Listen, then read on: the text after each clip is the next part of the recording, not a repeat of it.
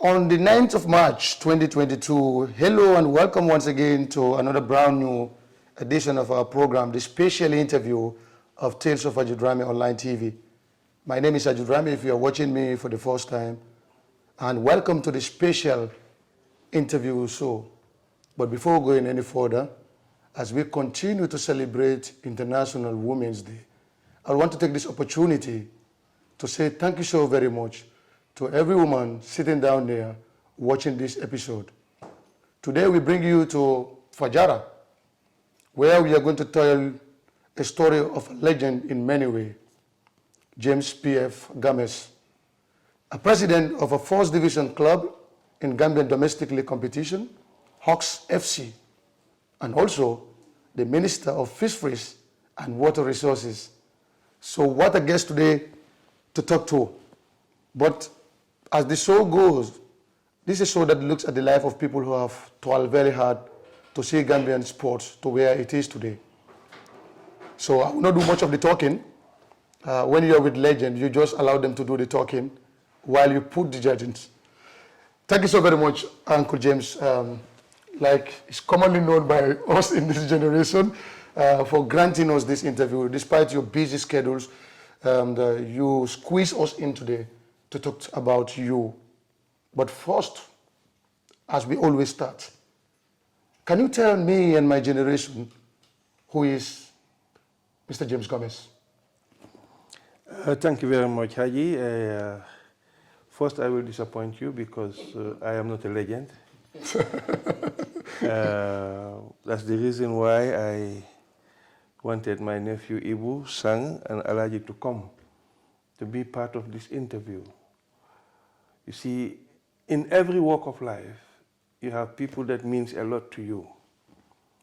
And if I have done anything in sports, these people has really contributed a lot to it. So therefore, I will be very happy when talking about what we have been able to achieve, that they be around us.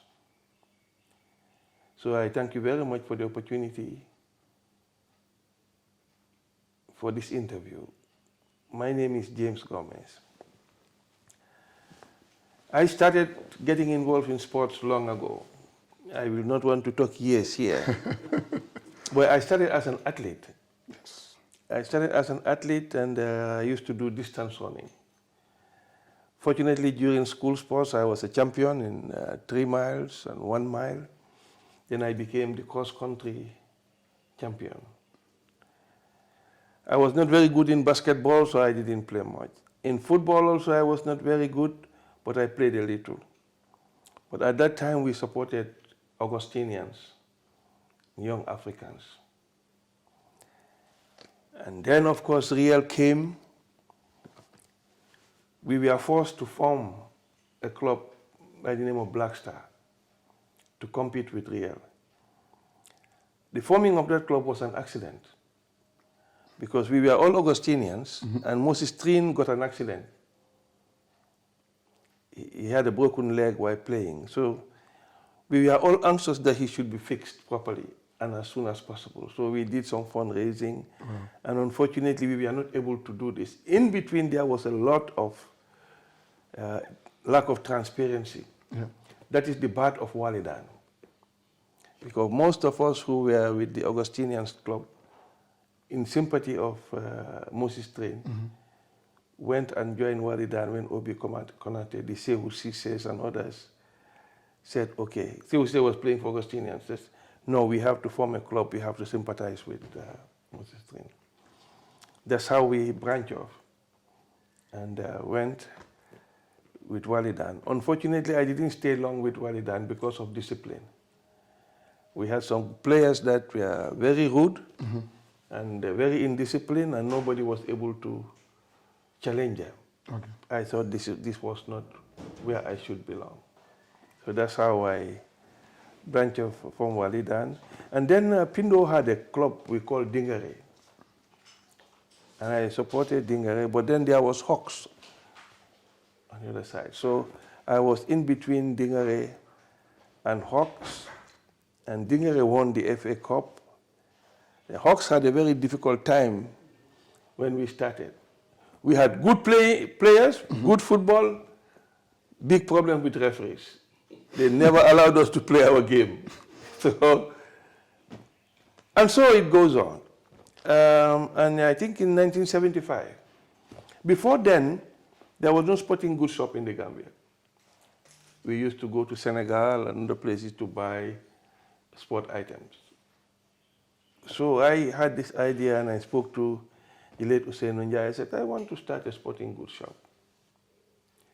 Then, of course, the commercial bank was coming to start. He encouraged me and I started the first sporting goods shop. When I started, I used to go to Senegal. They have what they call Maxim Sport. That was 75 then? Yes. I buy goods from Maxim Sports. And then Omar Sy was at the other side. He had contacts in Germany, and he was able to make the contact with Adidas. So we started bringing Adidas. So now we started jumping from one area to the other, from football to basketball, from basketball to tennis. We had the famous team, Dingere Basketball, which was competing with Jameson and Walidan. Those were the good old days. Then I became the president of the Basketball Federation. That was the first time Gambia won an international competition. It was Zone 2 competition. Basketball at that time, when you go to Clifton, opposite the mosque, life was just fantastic. And when these teams are playing, the crowd was so much. And that is why I am so sad now that basketball has gone down so much. It used to be the popular sport. Very popular. But you see, why I said I'm not a legend is because I was fortunate to have people like MC Cham. Yes. He played a very important role in my capacity as a good administrator, because he was then the president of the Football Association. At that time, the association, every football club has a representative in the executive committee. That is the time when MC was, yes. Yeah. So people like Remy Allen taught me to be troublesome. So we are all part of the club. Remy was representing Starlight, I was representing Black Star. And so Omar Sy, Hussein Njai, Obi Konate, Babu Sise, the list is long. Then we were able to encourage this guy, Gabi Sose. When we started having Port Authority, he was working for Port Authority. And of course, the late Pama Madiso. So great people. I was fortunate to have good people around me, and I was able to learn a lot from those people. And that is really what helped me in my sporting life. Sometimes when I look back, I begin to wonder why we don't have that kind of reservoir now in our sports. People with integrity, people who would spend their money on sports. When we were in sports, none of us had money. But sports was going on because individuals would put their hand in their pocket and put it into the game. We should have gone better than where we are now, because at that time it was individuals helping sports. Now there is money in sports, and we are having a lot of quarrels. In fact, that has a special topic here that we need to talk about, but I still want to hold you in the early days, because history taught us that education and sports were two things that parents will not joke with. That is why today we see many of your generation well successful life after sports. But the influence of friends at the time, either to choose sports or to choose education, were you in any kind of that situation? No, that will take me straight to Hawks. Hussein Njai has this philosophy that people must be educated to play sports. He offers scholarships for high schools, junior secondary, university. At a point, Hawks has the best team of young people who are going to school. And the list is many. The Schoolboy International. Yes, because Usainu believed that the game needs intelligence. And to play the game, you have to be intelligent. So we encourage our people. We pay their school fees, like I said, up to university. Some people got good jobs, etc., because Hawks has this system of saying, you don't go to school, you don't have a place here. And Usainu was not only supporting Hawks, he was also supporting school sports. I think Hawks was the first team that will go up country to look for footballers. Go look for school sports, bring young people. And we can name a lot of them who had a good career in sports and had good education. Because education is the pillar for anything. Now, most of them are big men, they have retired, but because they have education, they were able to continue after their sporting life. You have people like the boy contest, the victors. Like I said, the list is many, many people who even sang. Usainu insisted that our young people must go to school. Unfortunately, this was able to permeate in all the other clubs. They started getting involved with school sports and encouraging young people to go to school. You mentioned important teams at the time when football was football in Banjul. You went on to play for clubs. But how far did you went playing football? Like I said, I was not the best. I played in Young Africans, I was a defender, then I became a goalkeeper. Wow. I was not a star. I was not a star at all. I excel only in athletics. I think because of my long legs, I was able to do that. But basketball, I was not good when it was introduced in school. I played a little bit, but I was not good at it. I can only boast that as far as sports is concerned, it's athletics that I was very good to become a national champion. Which team was your rivals when you were playing football? Because I heard it from one of the legends telling me their rivalry was not like what we see today. It's to go and deliver on the pitch and show your fans what that team is against the other team they play against. So where were your rivals? You know, we had teams like Black Diamond, Gambia United, Starlight. Gambia United was a team in the league. Oh, yes. They used to be at the late Abin Yai's compound at Clarkson Street. Then you have Starling Football Club, which belongs to this Lebanese guy who was making manufacturing mineral. So, it became a kind of area competition. Starling, for example, was the Abdai Club. Okay. And the strong-headed people, when they come to play football, they put nails in their boots. Then you had the police team. No, like I said, football was fun. Then box bar, some of us said that when we left box bar, that's why our football went down. Box bar was always exciting. People come to box bar and play football. And and because it's not far, you all can go home after the match very quickly. So really, the ambience all was weekend football. And then, of course, when KG5 was developed, again, the football went there. And then, of course, later the Nawetans came in. Nawetans became more popular because Nawetan is based on the area. So the areas, and sometimes we wish that our club is like that. It's just like the league in UK, where you have Manchester United. Everybody in Manchester would support. Yes. That's how Nawetan started. And it was exciting. I think we started about 4 clubs, 6 clubs, not many. Then, of course, Kwame came in for Serekunda. And it was always fighting. We tell them Serekunda Duto. Then, of course, MC Cham came up with this idea of the Youth Week. The Youth Week was a sporting jamboree. Every area. Now, Banjul, even if we are Banjul, we used to have 3 Banjul Central, Banjul North, Banjul South, and the competition, then the Basse, Mansakonko, Serekunda, Bakau, Birkama. Excitement. Unfortunately, I think we have lost some of those things, but I wish we can bring them back. Well, you were very good in athletics. Today you have co-connected in football. How was the atmosphere with athletics at the time? Football at that time was the most popular sport. Yes. And like I said, I used to, when I started my business, I was doing fashion wear.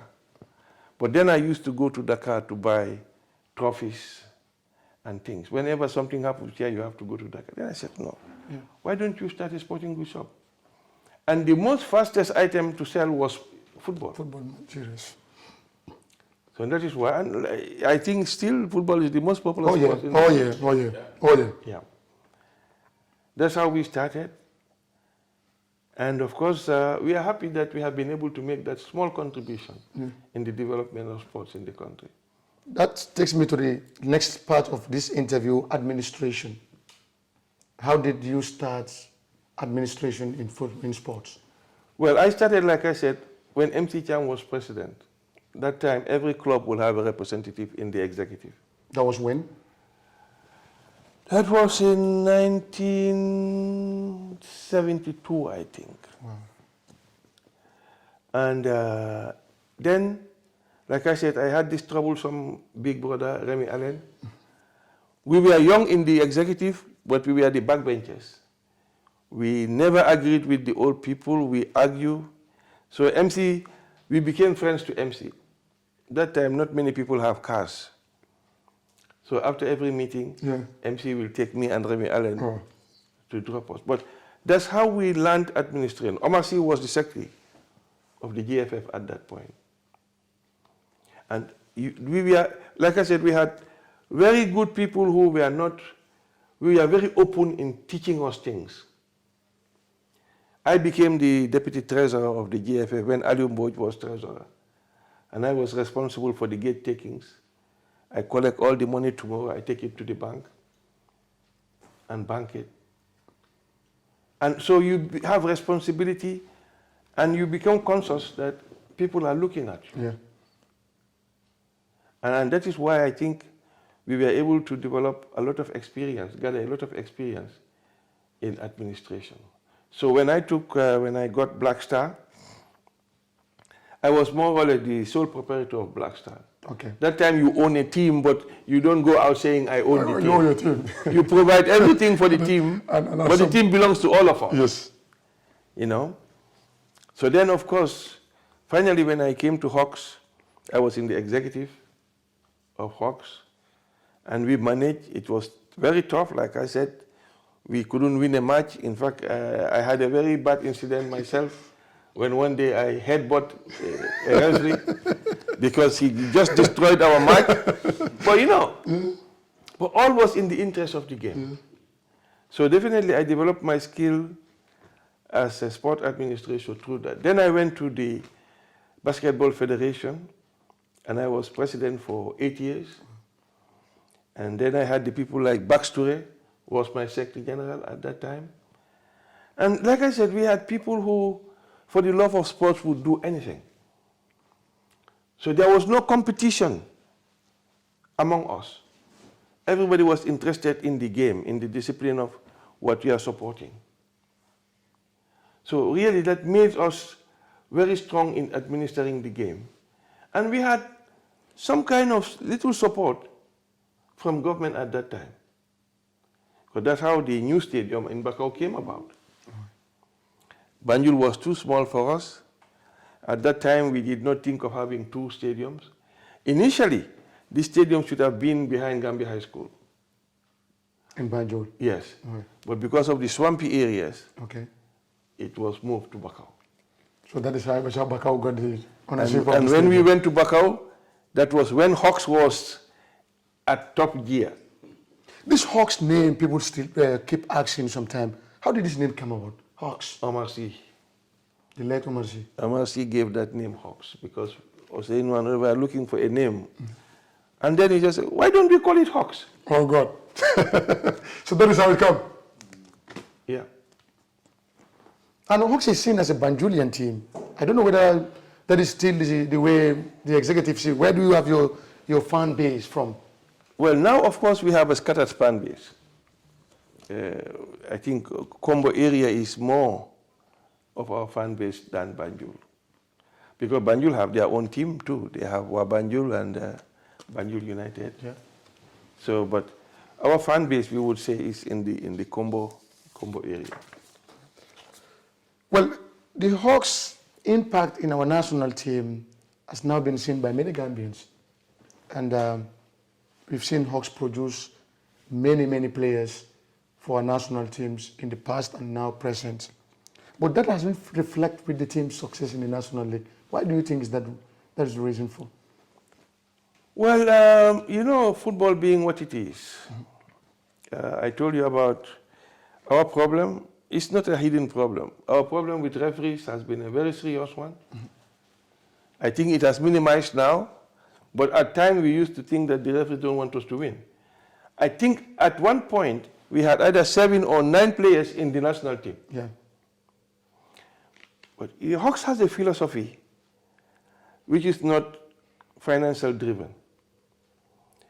Hawks has a philosophy of building the person, the human person.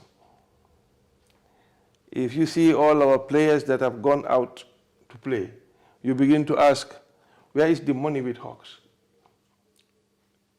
Our philosophy is, if any of our players can make it out and benefit himself and his family, it's better than Hawks keeping that player.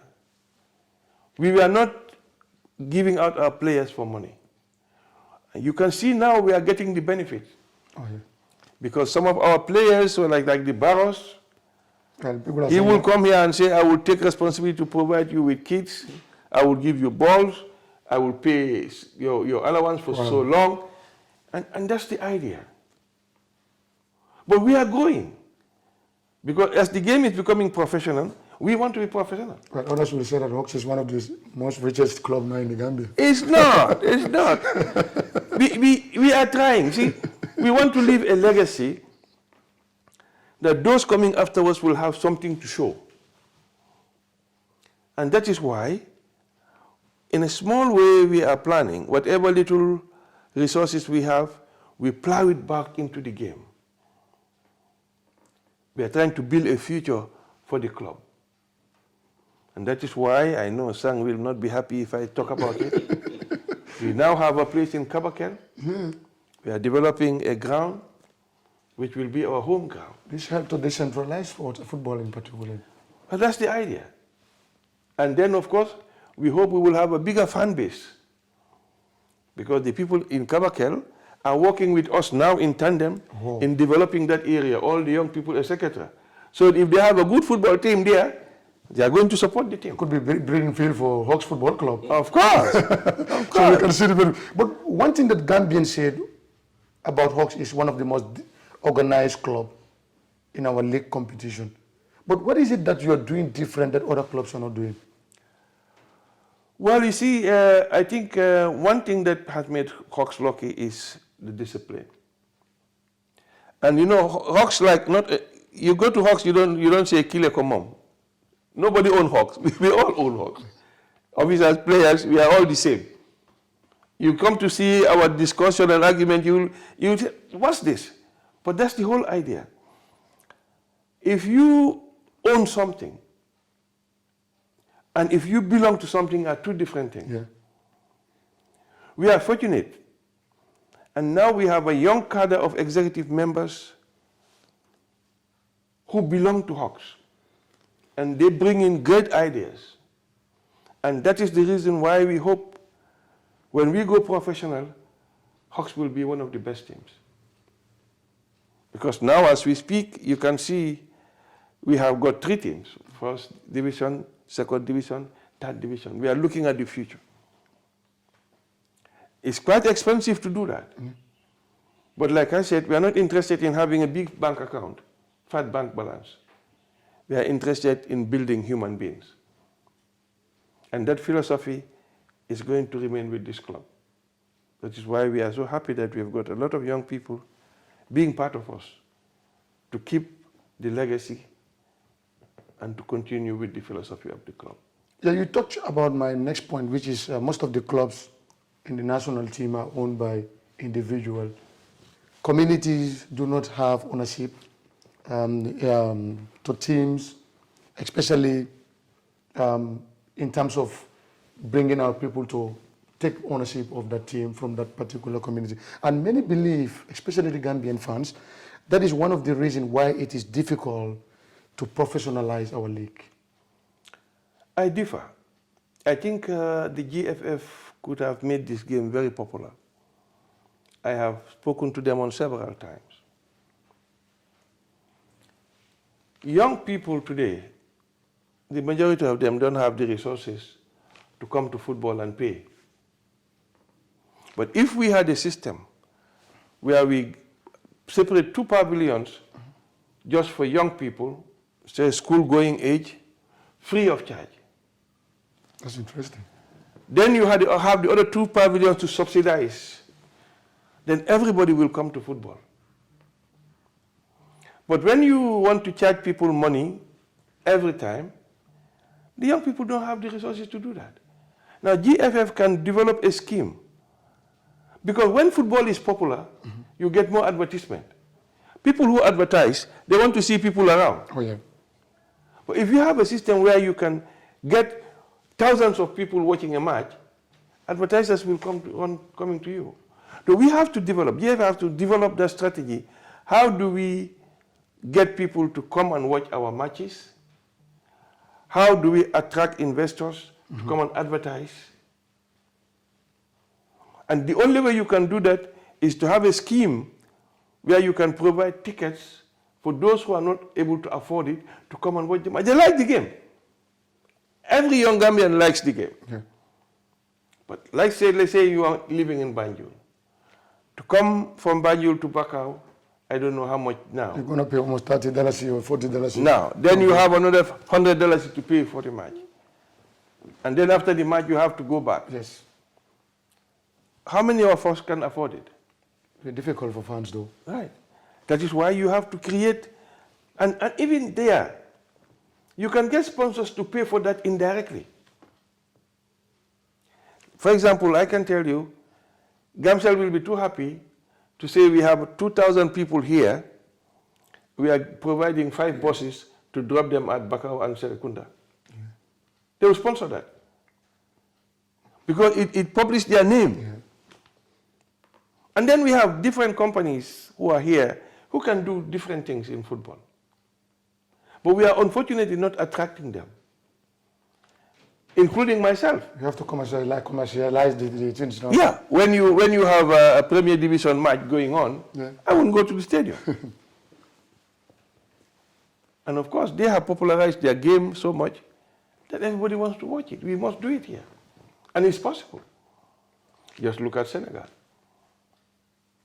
You see how they fill their stadium. Even now, sometimes you thought there's an international game playing. At night, people go and watch games. You can even see our Naweta how popular it is. It's more popular than the league competition. Of course, but because I think that is community-based. Yes, that is the ownership. People take ownership of clubs and their teams. Yeah. Now we have come to the other part of the interview, that is the AFCON 2021. And how do you feel as someone who has watched football from the 70s coming, and many veterans have fought for this, tried to see this happen, but unfortunately could not witness. But today you've watched Gambia play in an Africa Cup of Nations. Can you express your feeling or tell us your feeling? Well, I think that was the happiest period for me. Happy and sad. Because going to AFCON was the work of many people before now. Most Gambians don't realize it. The investment in soccer from Boxbar to Bakau Stadium. And every time what they wanted was for Gambia to qualify. But God's destiny, you cannot challenge. It only happened this time. But I think not only me, every Gambian should be proud of our national team. I recall when Sang Dong was giving the team, I think one of his first interviews, he says, I'm coming to build up. Yeah. In fact, he has a slogan, rebranding. Yes. That is what everybody talk about. But you see, well, not only in football. You see, when you have these situations, we always forget about those who build it. But thank God some of them are still alive. And we must see the game going forward. I was not expecting our team to do this well, definitely. I think I was saying we are going to be represented, and after the first rounds, we are coming back. We are coming back. Yes. But again, we were surprised. The team played as a team. They didn't play as individuals. And that is, for me, who doesn't know football, that is the difference. You can play as a team and get good results. You can have 11 individuals and get bad results. But this team that went to AFCON played as a team. And I congratulate them, I congratulate the management, I congratulate all Gambians. But for me, I'm saying we must go forward. And we must continue our investment in the game. Because now it is so popular. Everywhere you go, people are talking football, they are playing football. Yeah. We must begin now to cultivate that interest. So that like other big countries in football, we can be a very big country in football.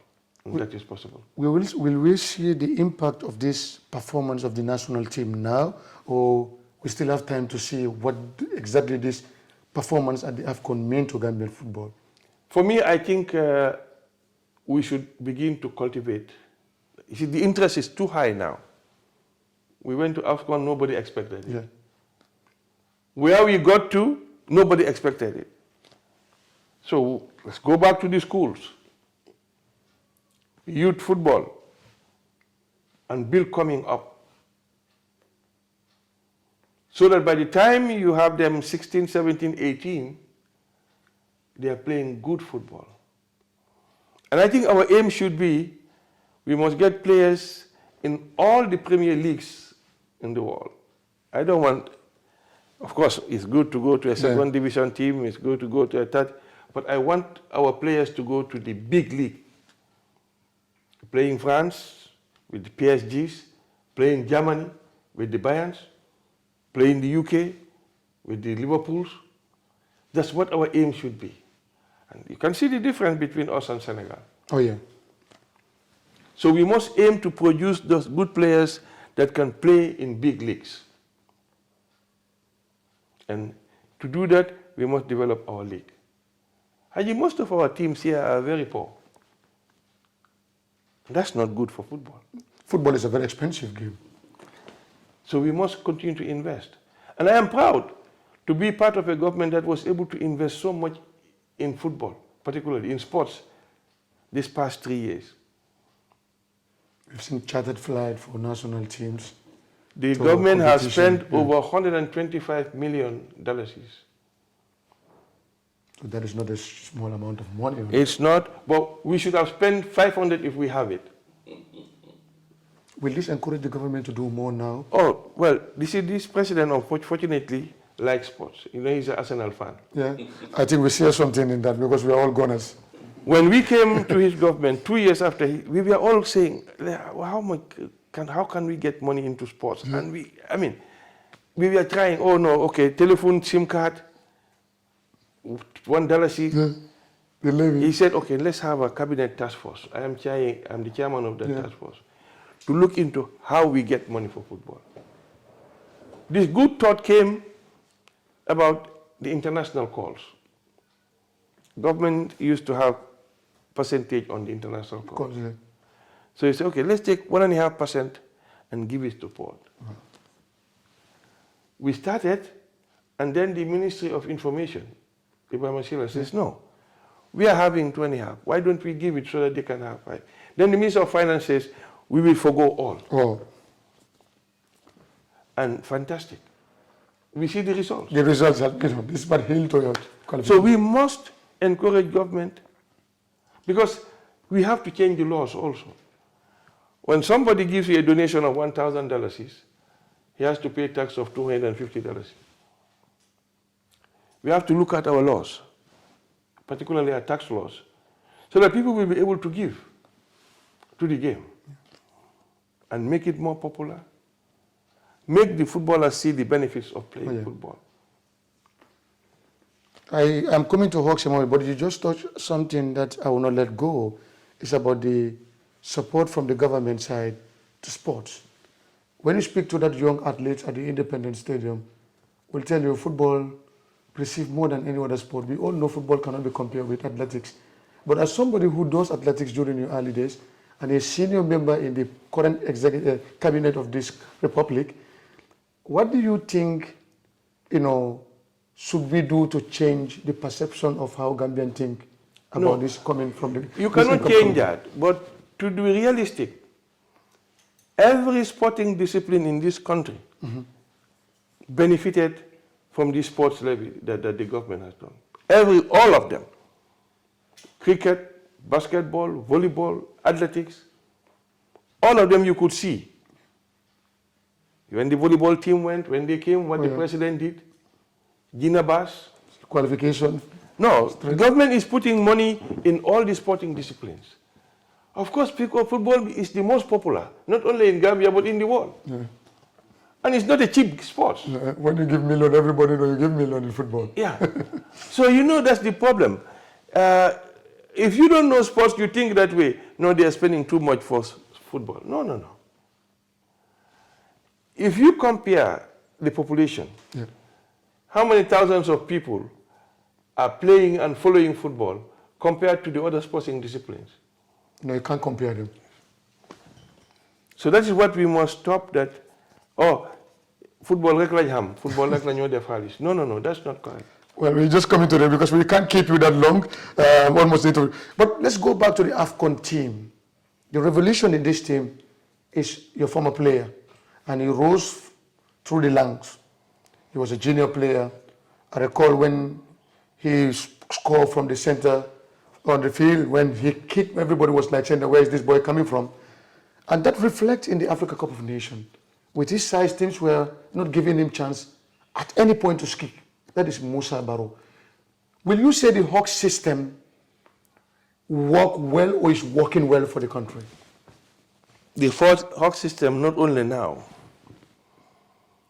I think we could only at that time be compared with Real de Banjul in playing tiki-taka, playing good football,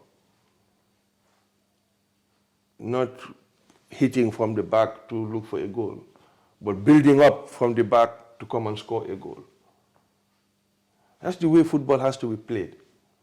And Hawks has that inbuilt in our system. That's why you talk about intelligence. To play good football, you have to have it upstairs.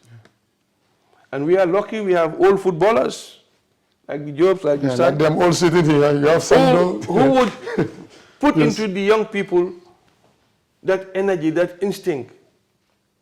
That you don't just go and play, you should know where you should stand. You should know when to run. And that's the difference. And I see the national team, all the national teams are playing that kind of game. Oh, yeah. Which of course is good for our football and will make a big difference in the long term. As the club president of Hawks Football Club, where do you see this football going, Gambian football going? Because the expectations, like you said, is high. Others are saying now at Africa Coast. But we've seen young players who are ready to take us again to another Africa Cup of Nations after testing this triumph. But somebody who knows the dimension or the system of Gambian football, where do you think this will lead us to? Going professional. People playing this game must be able to feed themselves, to clothe themselves, to take care of their family. We cannot continue this system of, I just like the game. It doesn't work. It has passed that stage now. It has passed that stage. And like I said, we have to build on that. If you have 4, 5, 6 good mini stadiums or stadiums, it will improve the game greatly. But if you have 10 clubs, each of them having a home ground, you can imagine what can happen. Yeah. The game will go for it at all costs. And that is why we must continue to encourage clubs to grow. We encourage clubs to grow. We encourage people to put money into the game. We encourage intelligent players. Like I said, for me, I will be happy if our players are playing in the Premier Division. And it's possible. It's possible, Hoye. You talked about Pabaro. He's a star in his own right. You can compare him to any player now in the world. But that's hard work. And the good thing about that young man is his discipline. When he was here, he was very disciplined in playing his game. And we thank God that he came from Hawks. And the Hawks connection with Ibrahima was just fantastic. The two spot each other at any side of any part of the pitch. Well, see, that's the game. That's the game. Like I said, you don't play football for yourself. You play for a team.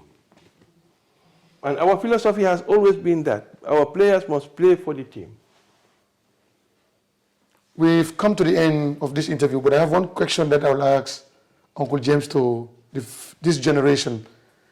We've visited here today, we've seen the already people who are going to take over Hawks in the future, and they have all come through Hawks and know how Hawks was built. But today we've seen too much fighting in sports administration, particularly football. Before, people used to do many things in football and nobody knows what had happened. But today, we have seen outsiders who have no idea about football taking ownership of football. If you had to give advice to the generation today, and we're glad today at least some of them are here with you, but what will be your general advice to people who will be watching this episode? Well, I think I have told you this before. I don't like how we are fighting each other in football. Just not because of we love the game, but because of position of leadership. When you want to become a leader, you must be ready to be an apprentice. But what we have found now is everybody is in a hurry to be a leader. And not only that, we don't allow our leaders to operate and succeed. We are always putting blocks, impediments in front of them so that they will not succeed. Then we can stand there and say, Sang munu dara. Or Job munu dara, Ibu munu dara. No. For me, if my leader fails, I have failed. So I must support my leader. And they're always, you cannot have two presidents. You will only have one president. Work under him, help him to succeed. He finishes his time, he goes, you come in. But unfortunately, the fighting has been so much in our sports. I remember when we wanted to have this first division clubs association, which would have really helped us to develop. Oh, yeah. It's politicized. Then you have the veterans. I don't know how strong they are now. You know, like I said, when we talk about leadership, we are all in a hurry. And that is not the way it should be. You go to the big clubs. You see who is managing them. Even our next door neighbor. You still hear names that you have been hearing 20 years ago. Still up, yeah. Now, in our system, you don't hear those kinds of things. Because they don't give them the room. Because everybody thinks that he can do it better than them. And worst of all is the fighting. I was so sad to see tribalism creeping into our sports. Serious. It doesn't work together. Sports is sports for everybody. If you have skill, you are a part of it. Yeah. No matter where you belong, whether either in Manjago, or Jola, or Mandinka, you say, we are all one in this game. Tribe has never been an issue in Gambia. Never, never. But it came into our football, and then they said, "Nyiwa Banjul lañ, wa Banjul ñoo jël suñ game bi." No, Nyiwa Bikama, ñoo jël suñ game bi. You know, it's impossible. unless we are united and follow the game and play the game and administer our club very transparently too and accountable, then we can see the big difference. And I hope this generation of leaders will begin to learn that they cannot be leaders every day or tomorrow. And every time you change a leader, it has an impact. Yeah. And the man doesn't do well because somebody was fighting him. You come in, somebody else will fight you. Oh, yeah. So, I think that is what is circulating in Gambian sport, all the associations. it's sad. You come in and you will not be able to know where to even start from. That is what should change. This game belongs to all of us. Sports belongs to all of us. And if we love sports, we'll stop fighting our positions and follow whatever discipline, whether it's athletics, whether it's football. When I hear all these problems in our sports, even the National Olympic Committee, you begin to say, what is going on? When there's election in GNOC, it's like, national election, presidential election. It's really sad. And Senegal is not far from us here. Do we hear those kinds of problems? No, they go for Congress, nobody knows who, when is it? We must change our mentality. Gambians, particularly young people, must change their mentality and stop fighting each other and put their strength together and work for the good of all the disciplines of sports.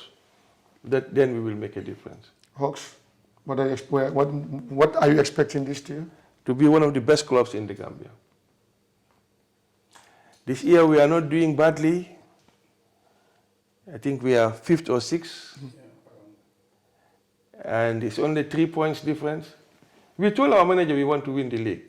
We are no longer a club that is going to look for mid-table. Because you look at our investment, we should win the league, like we used to do before. Well, thank you so very much. We have come to the end of this special interview. It's the first encounter, but not the last encounter. We'll be here sometime, talk about a different topic as we go further. But anyway, this is what we have for you today on the special interview on Tales of Ajidrami. There are many legends in this room today, and they will all have their chance. I'm glad that